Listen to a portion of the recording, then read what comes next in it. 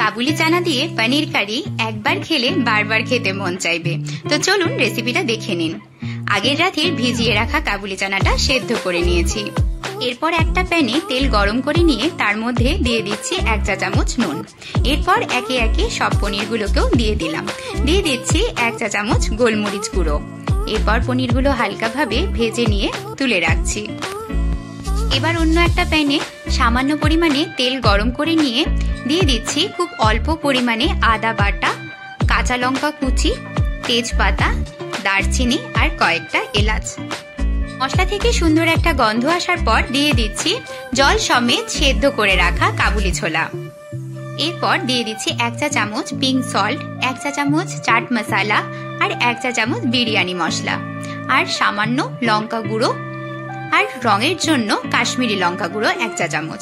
এরপর সবকটা মশলা ভালোভাবে ছোলার সাথে কষিয়ে নিয়ে এরপর ভেজে রাখা পনিরগুলো দিয়ে দিলাম আর সাথে দিয়ে দিলাম টমেটো সস। আবারও সবকটা উপাদান ভালোভাবে কষিয়ে নিয়ে দিয়ে দিচ্ছি খুব অল্প পরিমাণে গরম জল।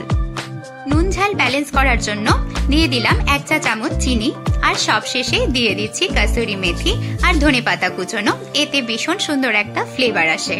ব্যাস তৈরি হয়ে গেল মজাদার কাবুলি ছোলা দিয়ে পনির কারি। তো দেখতেই পেলেন কত সহজ একটা রেসিপি। এটি আপনারা লুচি, রুটি, পরোটা যে কোনো কিছুর সাথে সার্ভ করতে পারেন। রেসিপিটা ভালো লাগলে অবশ্যই লাইক আর শেয়ার করবেন। আর এরকম সহজ রেসিপি পেতে চ্যানেলটিকে সাবস্ক্রাইব করে রাখবেন। তো আজকের মতো টাটা।